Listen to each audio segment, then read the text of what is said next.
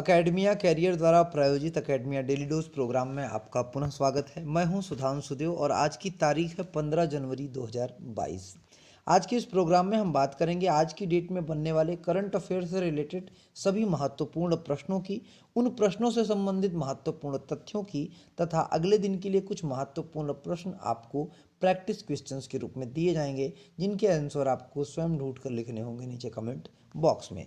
तो आइए शुरू करें करंट अफेयर्स से जुड़े आज के महत्वपूर्ण प्रश्नों से। उससे पहले आपको बता दें कि अगर आपको इस वीडियो का पीडीएफ चाहिए तो आप हमारे टेलीग्राम चैनल से डाउनलोड कर सकते हैं। टेलीग्राम चैनल का लिंक आपको नीचे डिस्क्रिप्शन बॉक्स में मिल जाएगा। आज के इस सेशन को एक छोटी सी मोटिवेशनल लाइन के साथ शुरू करेंगे। भीड़ हमेशा उस रास्ते पर चलती है जो रास्ता आसान लगता है, लेकिन इसका मतलब यह नहीं कि भीड़ हमेशा सही रास्ते पर चलती है। अपने रास्ते खुद चुनिए, क्योंकि आपको आपसे बेहतर कोई नहीं जानता। तो इसी मोटिवेशनल लाइन के साथ आज का करंट अफेयर का सेशन शुरू करते हैं। पहला प्रश्न है आपके लिए, उपभोक्ता संरक्षण अधिनियम का नवीनतम संस्करण किस वर्ष में पारित किया गया था? विकल्प ए है 2010, बी है 2015, सी 2019 तथा विकल्प डी है 2021। प्रश्न को दोबारा से सुने। उपभोक्ता संरक्षण अधिनियम का नवीनतम संस्करण किस वर्ष में पारित किया गया था? विकल्प ए है 2010, बी 2015, सी 2019 तथा विकल्प डी है 2021। इनमें से विकल्प सी 2019 बिल्कुल सही उत्तर है। बात करें उत्तर के स्पष्टीकरण की, तो केंद्र सरकार ने उपभोक्ता संरक्षण अधिनियम 2019 द्वारा प्रदत्त शक्तियों का प्रयोग करते हुए उपभोक्ता संरक्षण प्रत्यक्ष बिक्री नियम 2021 को अधिसूचित किया है। अगर आपको नहीं पता कि कंज्यूमर प्रोटेक्शन एक्ट 2019 यानी कि उपभोक्ता संरक्षण अधिनियम 2019 क्या है, तो आप हमें नीचे कमेंट बॉक्स में लिखें। हम इसकी पूरी डिटेल्ड वीडियो आपके लिए बना करके देंगे। तो इसमें आगे कंटिन्यू करते हैं। नए नियमों के अनुसार डायरेक्ट सेलिंग एंटिटी और डायरेक्ट सेलर्स को पिरामिड स्कीम को बढ़ावा देने या किसी भी व्यक्ति को इस तरह की स्कीम में नामांकित करने या इस तरह की व्यवस्था में भाग लेने से प्रतिबंधित किया गया है। उन्हें डायरेक्ट सेलिंग बिजनेस के नाम पर मनी सर्कुलेशन स्कीम में भाग लेने से भी मना किया जाता है। अब बात करें अगले प्रश्न की, तो रेटिंग एजेंसी ICRA के अनुसार वित्त वर्ष 2022 में भारत की अनुमानित वास्तविक जीडीपी वृद्धि क्या है? विकल्प ए है 12.5%, बी है 11%, सी है 10% तथा विकल्प डी है 9%। प्रश्न को दोबारा से सुने। रेटिंग एजेंसी यानी कि ICRA के अनुसार वित्त वर्ष 2022 में भारत की अनुमानित वास्तविक जीडीपी वृद्धि क्या है? विकल्प ए है 12.5%, बी है 11% तथा विकल्प सी 10% और विकल्प डी है 9%। इनमें से विकल्प डी 9% बिल्कुल सही उत्तर है। बात करें उत्तर के स्पष्टीकरण की, तो रेटिंग एजेंसी ICRA ने वित्त वर्ष 2022 में भारत के लिए 9% जीडीपी विस्तार के अपने पूर्वानुमान को बनाए रखा है। इसने कहा कि अर्थव्यवस्था के औपचारिक और अनौपचारिक क्षेत्र के आकार का विचलन देखा जाएगा। रेटिंग एजेंसी को यह भी उम्मीद है कि अगले वित्त वर्ष 2023 में अर्थव्यवस्था 9% की समान वृद्धि बनाए रखेगी। अगला प्रश्न है, कौन से दो देश पूर्वी चीन सागर में स्थित सेनकाकू द्वीप समूह पर दावा कर रहे हैं? विकल्प ए है जापान और चीन, बी है चीन और फिलीपींस, सी है चीन और दक्षिण कोरिया तथा विकल्प डी है जापान और सिंगापुर। प्रश्न को दोबारा से सुने। कौन से दो देश पूर्वी चीन सागर में स्थित सेनकाकू द्वीप समूह पर दावा कर रहे हैं? विकल्प ए है जापान और चीन, बी है चीन और फिलीपींस, सी है चीन और दक्षिण कोरिया तथा विकल्प डी है जापान और सिंगापुर। इनमें से विकल्प ए जापान और चीन बिल्कुल सही उत्तर है। बात करें उत्तर के स्पष्टीकरण की, तो सेनकाकू द्वीप पूर्वी चीन सागर में एक निर्जन द्वीप श्रृंखला है जिसे कई दशकों से जापान द्वारा प्रशासित किया गया है। चीन और जापान इस द्वीप पर अपना दावा कर रहे हैं। जापान और चीन के वरिष्ठ रक्षा अधिकारियों ने अपनी पहली उच्च स्तरीय वार्ता की और शारीरिक संघर्ष से बचने के लिए एक हॉटलाइन स्थापित करने पर सहमति व्यक्त की। चीन सेनकाकू द्वीप समूह को DIAOU कहता है और कहता है कि उसका ऐतिहासिक दावा है। अगला प्रश्न है, सबा अल खालिद अल शबाह किस देश के प्रधानमंत्री हैं? विकल्प ए है बहरीन, बी है कुवैत, सी है ओमान तथा विकल्प डी है सऊदी अरब। प्रश्न को दोबारा से सुने। सबा अल खालिद अल सबाह किस देश के प्रधानमंत्री हैं? विकल्प ए है बहरीन, बी है कुवैत, सी ओमान तथा विकल्प डी है सऊदी अरब। इनमें से विकल्प बी कुवैत बिल्कुल सही उत्तर है। बात करें उत्तर के स्पष्टीकरण की, तो सबा अल खालिद अल सबाह कुवैत के प्रधानमंत्री हैं। कुवैत ने हाल ही में एक नए वित्त मंत्री और 3 विपक्षी विधायकों के साथ एक नई कैबिनेट का गठन किया है। पिछली सरकारों के गतिरोध में इस्तीफा देने के बाद इस साल खाड़ी देश की यह तीसरी कैबिनेट है। कैबिनेट में केवल एक महिला मंत्री हैं। इनमें 3 विपक्षी सांसद और एक सरकार समर्थक विधायक शामिल है। अगला प्रश्न है, ब्रिक्स यानी कि BRICS new Development Bank NDB का नया सदस्य कौन सा देश है? विकल्प ए है इटली, बी है मिस्र, सी है इजराइल तथा विकल्प डी है बांग्लादेश। इनमें से विकल्प बी मिस्र बिल्कुल सही उत्तर है। बात करें उत्तर के स्पष्टीकरण की, तो BRICS New Development Bank NDB ने घोषणा की है कि यह मिस्र को अपने नए सदस्य के रूप में शामिल करेगा। NDB की स्थापना ब्रिक्स देशों अर्थात ब्राजील, रूस, भारत, चीन और दक्षिण अफ्रीका द्वारा वर्ष 2015 में की गई थी। बांग्लादेश, संयुक्त अरब अमीरात यानी कि UAE और उरुग्वे के बाद मिस्र NDB में शामिल होने वाला चौथा नया सदस्य है। मार्कोस ट्राइजो NDB के अध्यक्ष हैं। अगला प्रश्न है, नोवाक जोकोविच जिन्हें वर्ष का सर्वश्रेष्ठ बाल्कन एथलीट 2021 नामित किया गया था, किस देश से हैं? विकल्प ए है बुल्गारिया, बी है सर्बिया, सी है ग्रीस तथा विकल्प डी है हंगरी। प्रश्न को दोबारा से सुने। नोवाक जोकोविच जिन्हें वर्ष का सर्वश्रेष्ठ बाल्कन एथलीट 2021 नामित किया गया था, किस देश से हैं? विकल्प ए है बुल्गारिया, बी है सर्बिया, सी है ग्रीस तथा विकल्प डी है हंगरी। इनमें से विकल्प ए बुल्गारिया बिल्कुल सही उत्तर है।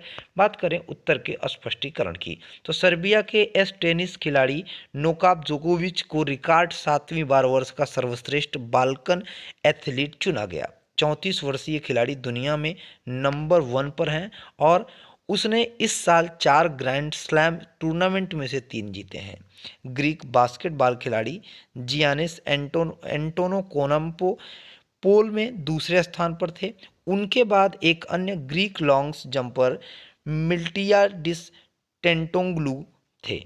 अगला प्रश्न है, बेगोनिया प्रजाति का दुनिया का सबसे बड़ा नमूना बेगोनिया गिंगेटिका देश क्षेत्र में पाया जाता है। प्रश्न को दोबारा से सुने। बेगोनिया प्रजाति का दूसरा सबसे बड़ा नमूना बेगोनिया निंगेटिका किस देश या क्षेत्र में पाया जाता है? विकल्प ए है तिब्बत, बी है साइबेरिया, सी है ऑस्ट्रेलिया तथा विकल्प डी है UK। प्रश्न को दोबारा से सुने। बेगोनिया प्रजाति का दुनिया का सबसे बड़ा नमूना बेगोनिया गिंगेटिका किस देश या क्षेत्र में पाया जाता है? विकल्प ए है तिब्बत, बी है साइबेरिया, सी ऑस्ट्रेलिया तथा विकल्प डी है UK। इनमें से विकल्प ए तिब्बत बिल्कुल सही उत्तर है। बात करें उत्तर के स्पष्टीकरण की, तो नई खोज नई बेगोनिया विशाल को बेगोनिया प्रजाति का दूसरा सबसे बड़ा नमूना होने का दावा किया जाता है। 2050 से अधिक ज्ञात प्रजातियों के साथ बेगोनिया सबसे बड़े पौधों में से एक है। हालांकि अधिकांश बेगोनिया छोटे खरपतवार हैं। यह नई प्रजाति 450 से 1400 मीटर की ऊंचाई पर धाराओं के साथ ढलान पर बढ़ती है। प्रजातियों को दक्षिणी तिब्बत में वितरित किया जाता है। IUCN रेड लिस्ट के अनुसार संरक्षण की स्थिति लुप्त प्राय है। अगला प्रश्न है, किस देश ने हाल ही में अगले वर्ष के लिए बिजली के आयात के लिए ताजिकिस्तान के साथ समझौता किया है?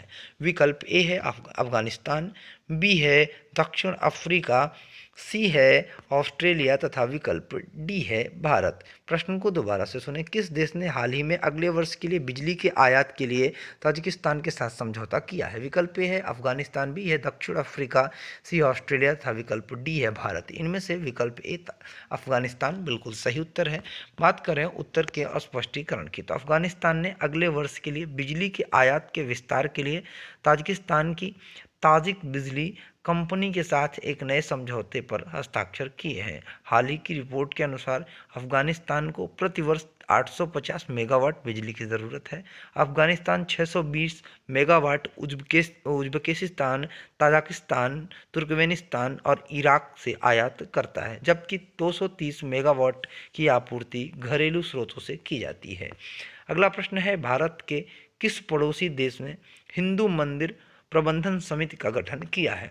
विकल्प ए है पाकिस्तान, बी है अफगानिस्तान, सी है बांग्लादेश तथा विकल्प डी है म्यांमार। प्रश्न को दोबारा से सुने। भारत के किस पड़ोसी देश ने हिंदू मंदिर प्रबंधन समिति का गठन किया है? विकल्प ए है पाकिस्तान, बी अफगानिस्तान, सी बांग्लादेश तथा विकल्प डी है म्यांमार। इनमें से विकल्प ए पाकिस्तान बिल्कुल सही उत्तर है। बात करें उत्तर के स्पष्टीकरण की, तो पाकिस्तान के धार्मिक मामलों के मंत्रालय ने गैर मुस्लिम आबादी और राज्य के बीच एक सेतु के रूप में कार्य करने के लिए एक हिंदू मंदिर प्रबंधन समिति का गठन किया है। मीडिया रिपोर्टों के अनुसार समिति हिंदू पूजा स्थलों से संबंधित मामलों को देखेगी। समिति के गठन से पाकिस्तान के हिंदू समुदाय के मुद्दों को सुलझाने में मदद मिलेगी। अगला प्रश्न है, पेगासस मैलवेयर की जांच के लिए किस संस्थान ने तकनीकी समिति नियुक्त की? विकल्प ए है इलेक्ट्रॉनिक्स और आईटी मंत्रालय, बी है सुप्रीम कोर्ट, सी है दिल्ली उच्च न्यायालय तथा विकल्प डी है नीति आयोग। प्रश्न को दोबारा से सुने। पेगासस मैलवेयर मुद्दे की जांच के लिए किस संस्थान ने तकनीकी समिति नियुक्त की? विकल्प है इलेक्ट्रॉनिक्स और आईटी मंत्रालय, बी है सुप्रीम कोर्ट, सी है दिल्ली उच्च न्यायालय तथा विकल्प डी है नीति आयोग। इनमें से विकल्प बी सुप्रीम कोर्ट बिल्कुल सही उत्तर है। बात करें उत्तर के स्पष्टीकरण की, तो भारत के सर्वोच्च न्यायालय ने पेगासस मैलवेयर मुद्दे को देखने के लिए तकनीकी समिति नियुक्त की। तकनीकी समिति ने एक सार्वजनिक नोटिस जारी कर नागरिकों से पैनल से सतर्क रहने को कहा अगर उन्हें संदेह है कि उनके मोबाइल डिवाइस पेगासस मैलवेयर से संक्रमित हैं। समिति व्यक्ति के अनुरोध करेगी कि यदि उचित हो तो उपकरण की जांच की अनुमति दें। यह तो बात हो गई आज की डेट में बनने वाले करंट अफेयर से रिलेटेड विशेष मुद्दों की। अब बारी है बात करने की पिछले वीडियो में दिए गए अभ्यास प्रश्नों के समाधान की। तो आइए अभ्यास प्रश्नों के समाधान की बात करें। उससे पहले एक बार फिर से आपको रिमाइंड कर दें कि अगर आपको इस वीडियो का पीडीएफ चाहिए तो आप हमारे टेलीग्राम चैनल से डाउनलोड कर सकते हैं। टेलीग्राम चैनल का लिंक आपको नीचे डिस्क्रिप्शन बॉक्स में मिल जाएगा। टेलीग्राम चैनल पर आपको पिछले वीडियोज़ के भी पीडीएफ मिल जाएंगे। तो आइए चर्चा करें अभ्यास प्रश्नों के समाधान की। कल का अभ्यास प्रश्न था, किस सामान्य बीमा कंपनी ने बहाने छोड़ो टैक्स बचाओ शीर्षक के से एक अभियान शुरू किया है?